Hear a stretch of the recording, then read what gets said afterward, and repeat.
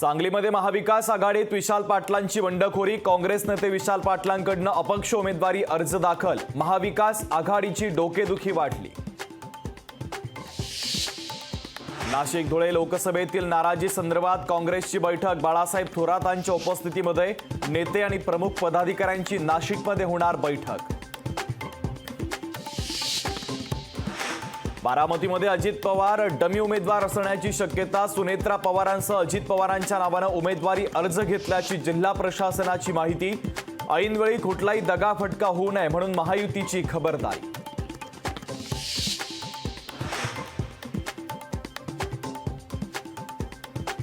गुजरातचा विकास झाला तर पर्यायाने देशाचाही विकास होईल। पंतप्रधानांच्या गुजरात केंद्री भूमिकेनं आश्चर्य।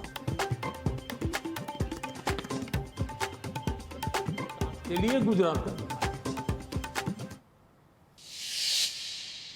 कोणत्या पक्षाला किती पैसे मिळाले हे इलेक्टोरल बॉन्ड्समुळेच कळलं। पंतप्रधान मोदींकडून इलेक्टोरल बॉन्डचं समर्थन। भ्रष्टाचार उघड झाला म्हणून मोदी मुलाखत देऊ लागल्याचा राहुल गांधींचा टोला।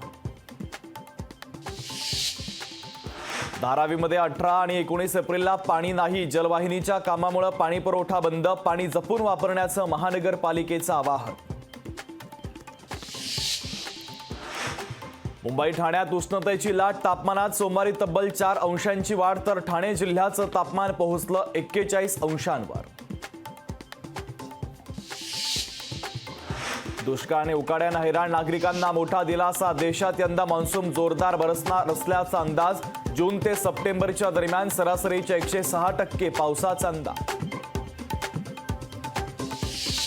9 मे रोजी मुंबई विमानतळ बंद राहणार। सकाळी 11 ते संध्याकाळी 5 च्या वेळेत रनवे बंद। मान्सूनपूर्व दुरुस्ती कामासाठी प्रशासनाचा निर्णय।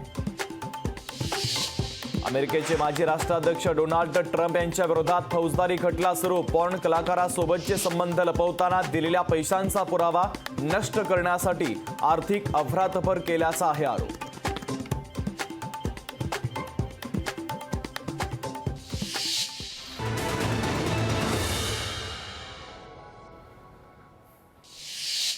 सोलापूरसह म्हाडा लोकसभेत भाजपचे राम सातपुते, रणजितसिंह नाईक निंबाळकर उमेदवार आज करणार उमेदवारी अर्ज दाखल। तर अर्ज दाखल करण्यावेळी फडणवीस राहणार उपस्थित। कोकण हा बाळासाहेब ठाकरेंचा, त्यात कोणीही दुरावा निर्माण करू शकत नाही। अमित शहांच्या कोकण दौऱ्यावरून विनायक राऊतांची टोलेबाजी। माजी मंत्री हर्षवर्धन पाटलांचे निकटवर्तीय माजी उपनगराध्यक्ष भरत शहा शरद पवारांच्या गळाला। शहांच्या जाण्यानं हर्षवर्धन पाटलांना मोठा राजकीय धक्का। आज होणार शरद पवारांच्या उपस्थितीत पक्षप्रवेश। सोलापूरमध्ये काँग्रेसच्या प्रचाराचा नारळ फोडण्यासाठी रामनवमीचा मुहूर्त। काँग्रेसच्या उमेदवार प्रणिती शिंदे रामनवमीच्या दिवसापासून करणार मतदारसंघात प्रचार।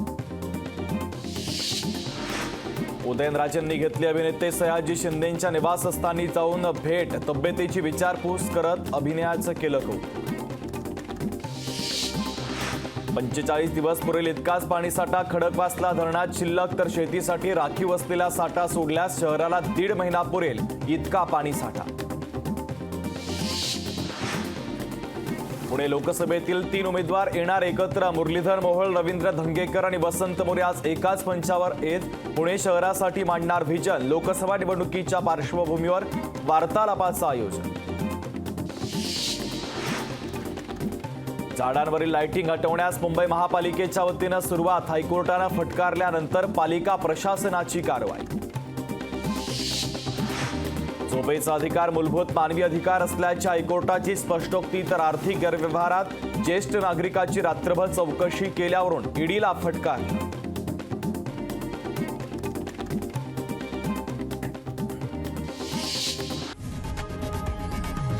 लोकशाही मराठी ऐका, पहा, जागरूक रहा।